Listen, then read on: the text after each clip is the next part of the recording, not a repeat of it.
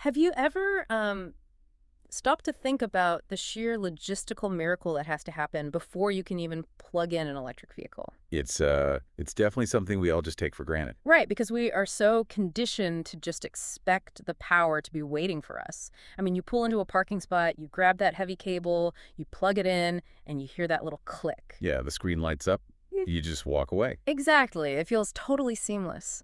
But right beneath your feet, like right beneath that sleek plastic dispenser, is a physical reality that is incredibly messy. Oh, absolutely messy. Again. And highly regulated too. Right. And it's currently causing this multi-billion-dollar headache for businesses around the globe. So, welcome to the deep dive. Glad to be here. Today, we're taking a massive stack of data to decode this silent crisis. We've got everything from dry, heavily technical corporate installation blueprints and global market forecasts to press releases from mobile charging startups. And my personal favorite, a very desperate Reddit thread from a stranded EV driver. Yeah, that Reddit thread really puts a face on it.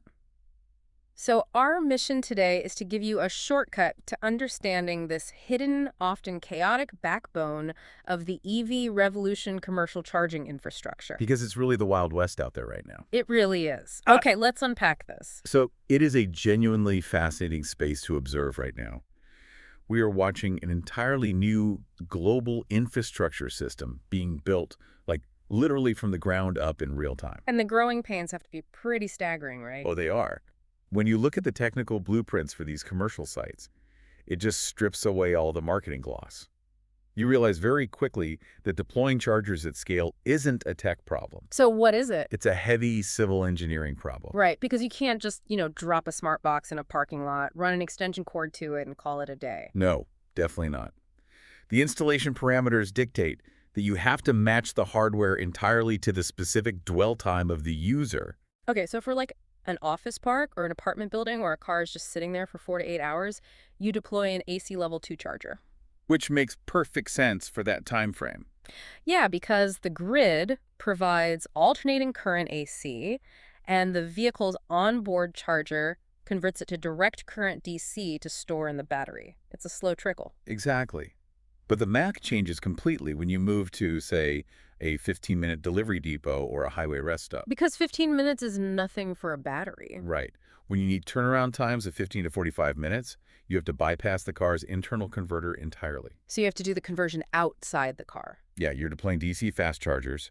They take the AC power from the grid, rectify it into DC power inside the massive cabinet itself, and just force feed it directly into the vehicle's battery. Wow. And to do that at speeds of like 150 to 350 kilowatts, you require massive 480-volt three-phase power. Which means serious construction. I mean, looking at the civil engineering breakdowns, the sheer cost of breaking ground is just eye-watering. It really is. Like, digging a trench through a dirt lot is one thing, but the second you have to bring in concrete saws to cut through an existing asphalt parking lot, your capital expenditure just absolutely skyrockets. Oh, totally. You are dealing with specialized trenching equipment, hauling away debris, pouring new concrete pads. Repaving the whole thing. Yeah, and that is all before you even pull a single copper wire through the ground. That's wild. And you aren't just pulling wire for today's needs either, right? The technical guidance mandates this oversized make-ready conduit. Yes, the make-ready conduit is huge. You might only need a 2-inch pipe for the cables you're running right now, but you are laying a 6-inch pipe. Because you have to future-proof it. Exactly.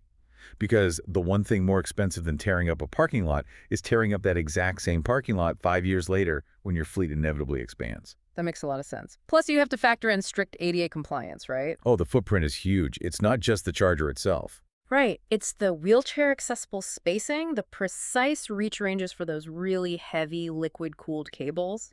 And the steel protective bollards sunk deep into the concrete. So delivery van doesn't accidentally back into a $50,000 piece of hardware. Exactly.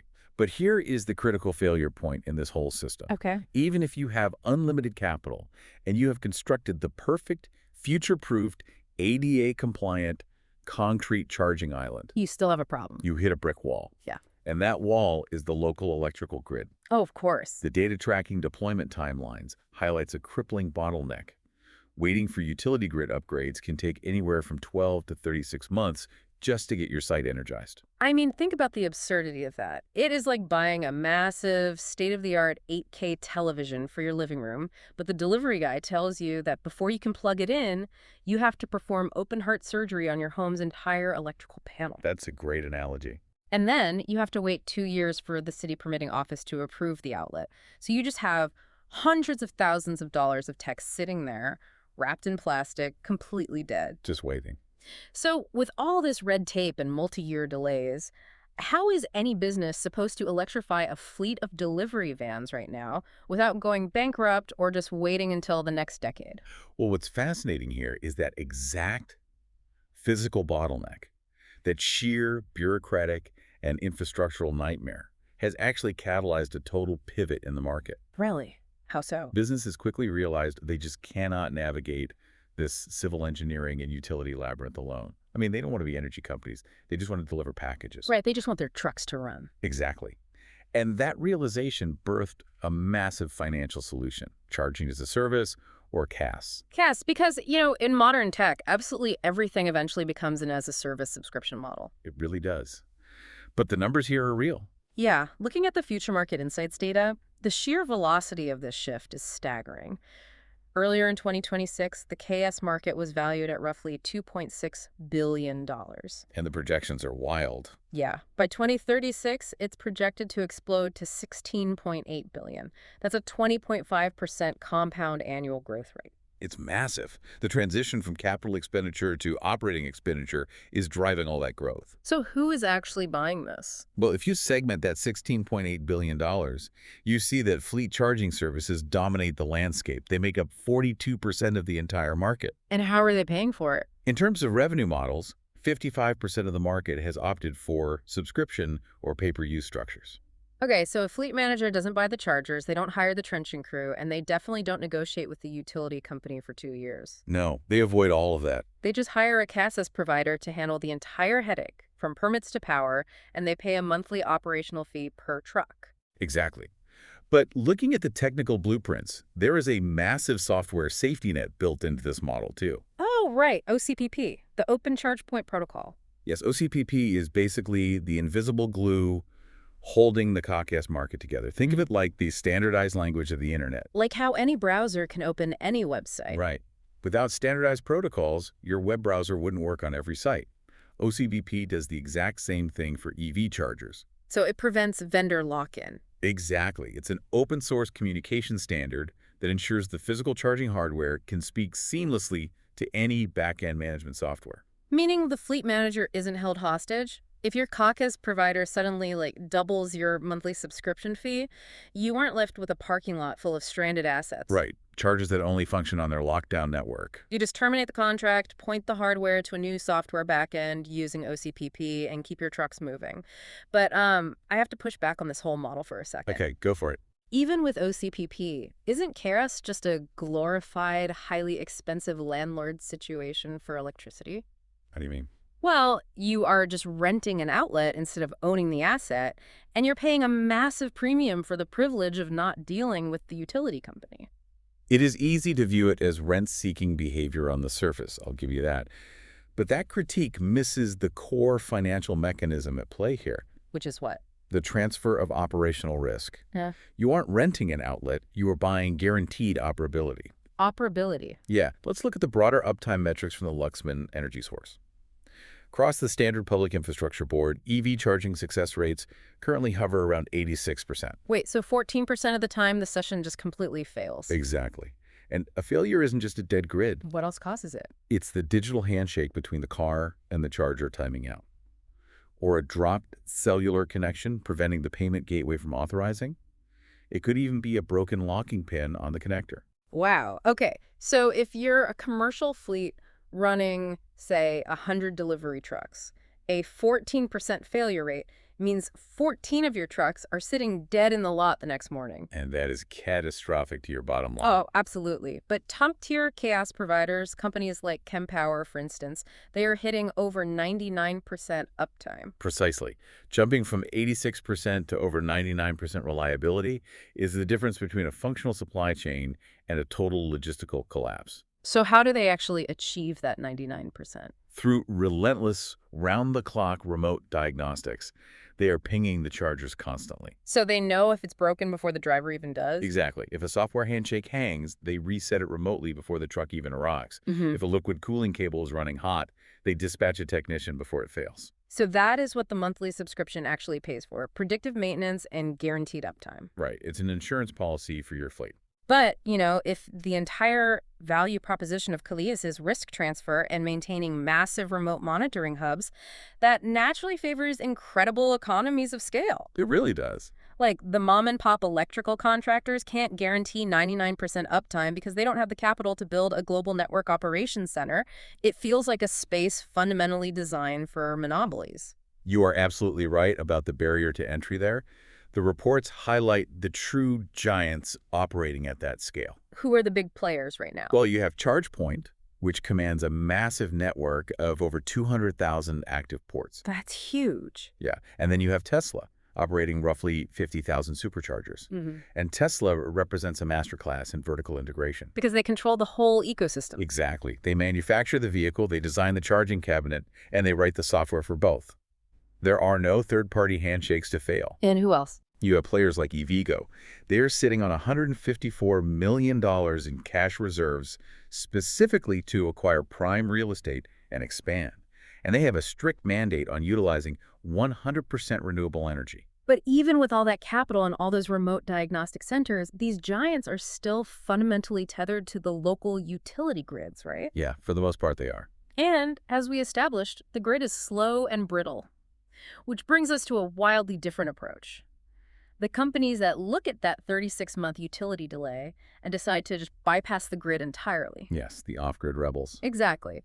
The data details Instavolt's massive new super hub in Winchester over in the UK. They deployed 44 ultra-fast 160-kilowatt chargers. That's a massive power draw. Right. So to get around the local grid limitations, they didn't wait for a new substation. They just built their own. They covered the site with 870 solar panels and installed a 4-megawatt-hour battery storage system. That on-site storage is really the critical component. It creates a localized, self-contained energy ecosystem. How does that work in practice? Basically, the massive battery slowly trickle charges from the weak local grid and the solar panels 24 hours a day. Then, when a fleet of trucks arrives and demands a massive surge of power, the chargers pull from the battery, not the grid. Just to visualize the scale of that, a 4-megawatt-hour battery is roughly the equivalent of stacking like 50 long-range Tesla batteries in a parking lot just to act as a buffer. Incredible. You are essentially building a localized power plant to protect the civic infrastructure from melting down. Right, but then you look at a company like L-Charge, and they take this decentralization a step further. Yeah, they are building completely off-grid chargers. Exactly. Instead of taking a year to permit a battery buffer, L-Charge claims they can deploy a multi-megawatt charging station in a single day. A single day? That's insane. How? They are utilizing modular generators fueled by natural gas, renewable natural gas, or hydrogen. They just drop these into depots targeting rideshare fleets, last-mile delivery, and school buses. Here's where it gets really interesting. They are essentially building giant, high-tech power banks for cars. That's exactly what they are. The onboard combustion engine spins an alternator, generates AC power, rectifies it to DC right there on the spot, and pumps it straight into the EVs.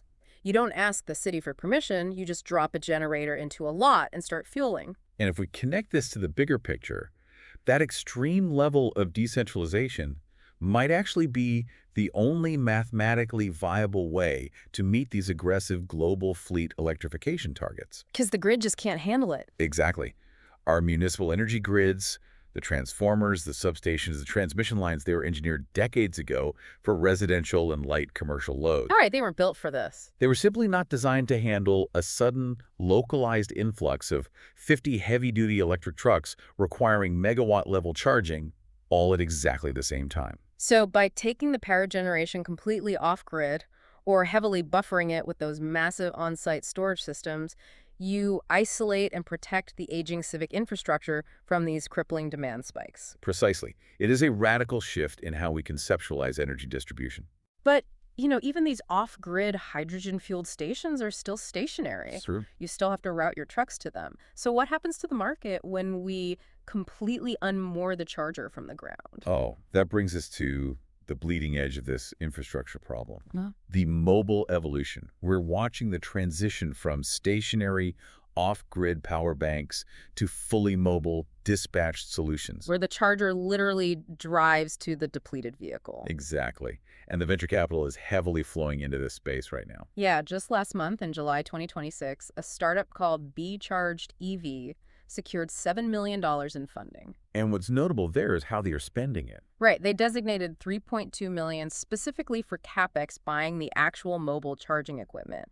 And they are rapidly expanding their commercial fleet charging across major cities, Miami, LA, Boston, and San Francisco. Their operational model in San Diego is particularly revealing. What are they doing there? They are running 2047 mobile DC fast charging with guaranteed response times of under 30 minutes. Wow, that's fast. Yeah. It functions as a specialized emergency roadside assistance network tailored exclusively for electric vehicles. It even includes on-the-spot battery diagnostics and software lockout resets. To really understand why a service like that even exists and, the anxiety driving this market, we have to step away from the corporate press releases for a minute. And look at the Reddit thread. Exactly. It perfectly encapsulates the very human ground level reality of this infrastructure gap. So a driver posts on a major EV subreddit in an absolute panic. And keep in mind what they're driving. Right. They are driving a 2016 Ford Focus EV. Now, this is an early generation EV. It only has about a 70-mile range when the weather is perfect and the battery is brand new. Which means it has a highly constrained operating window. It leaves virtually zero margin for error. Zero. So the driver suddenly gets this terrifying dashboard error, stops safely now, the drivetrain completely locks up, the car refuses to move, and they're sitting at exactly 7% battery. Nightmare scenario. Totally. They managed to jump the 12-volt accessory battery just to get the computer to turn on, but the high-voltage main battery keeps dying. And here is where it gets worse. Oh, no. They finally managed to limp the car back to their apartment complex, but they live in a building with absolutely zero accessible outlets. So they're home, but they're stranded. Exactly. There is no charging infrastructure. They cannot physically plug the car in. So they look up Be Charged EV to come to their parking spot, but the quoted fee is $165. That's a hefty fee. Yeah, so they reach out to the internet, terrified it's a scam, and just desperate for advice on what to do. It really perfectly illustrates the modern infrastructural dilemma. How so? While the fixed chargers aren't available where the driver actually lives, the vehicle is software locked and incapacitated, and the traditional internal combustion safety net is gone. Right, you can't just walk to a gas station with a plastic jerry can and grab a gallon of fuel. Exactly. That is physically impossible with an EV. You are entirely paralyzed. And the debate in the Reddit comments was intense.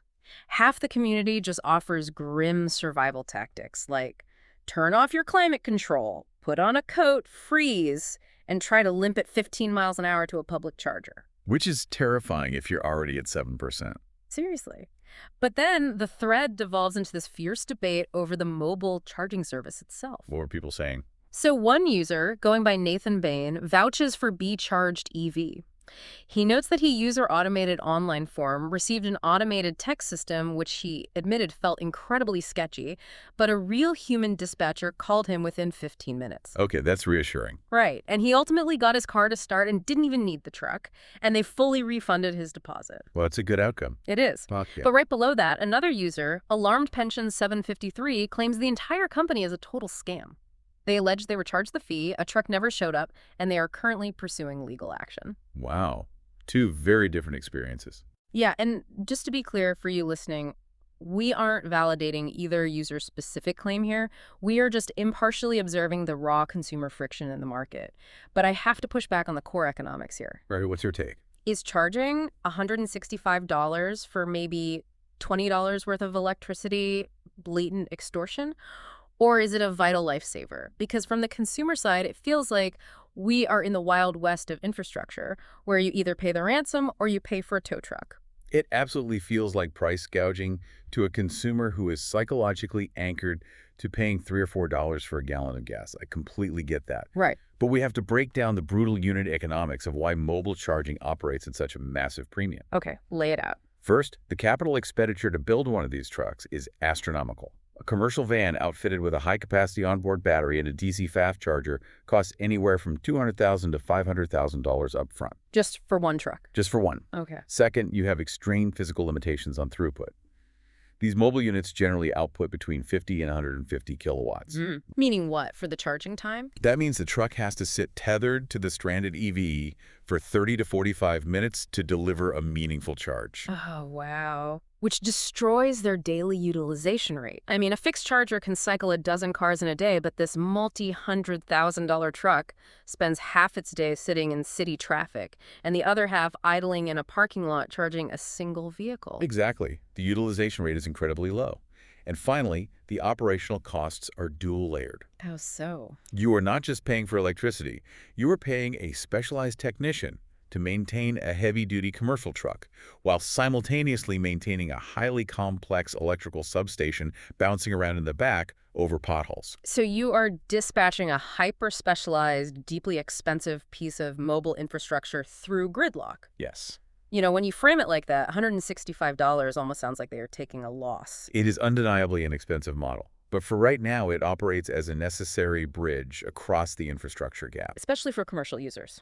Exactly. If you are an urban dweller without home charging, or more importantly, if you are a commercial fleet manager whose delivery van dies halfway through a route with a load of perishable goods. That $165 mobile fee is vastly cheaper than the cascading costs of dispatching a heavy-duty tow truck, missing your delivery windows, and absorbing a full day of lost productivity. It really is. It is the literal cost of operating in the chaotic gap between the technology we currently have on the road and the physical infrastructure we actually need in the ground. And the capital is moving fast to close that gap.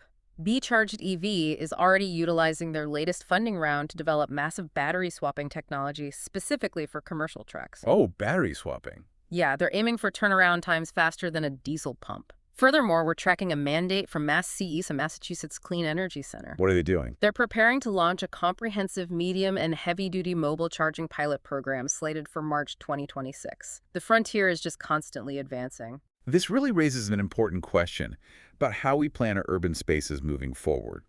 Because this transition touches every layer of society. Absolutely. Whether you are a logistics director trying to optimize 100 delivery routes without blowing up your local power grid, an apartment dweller debating if you can realistically rely on off-grid mobile charging to own an EV, or simply an observer of civic engineering. It affects everyone. It does.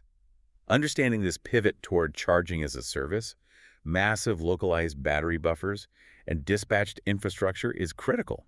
It dictates the future flow of commerce and the very layout of our cities. So what does this all mean? We are basically witnessing a fundamental unwinding of how we conceptualize fuel. We really are. For a century, fueling meant driving to a centralized location where heavy infrastructure was permanently sunk into the ground. Gas stations, basically. Right.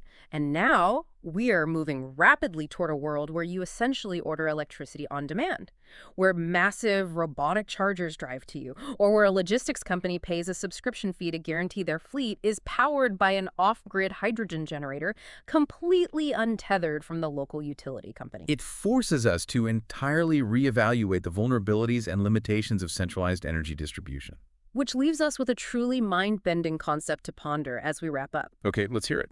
If charging infrastructure continues on this exact trajectory, becoming highly mobile, entirely off-grid, deeply decentralized, and subscription-based, are we rapidly accelerating toward a future where the traditional, massive, centralized electrical grid becomes totally obsolete for our personal and commercial transportation? That is a massive paradigm shift. Imagine a completely untethered energy future where power generation happens exactly where the vehicle stops. We started this deep dive talking about that comforting, solid connection of a plug going into a wall. But maybe the ultimate promise of the EV revolution means never actually having to look for an outlet again. A provocative and highly plausible thought to end on. Thanks for joining us on this deep dive. We'll catch you on the next one.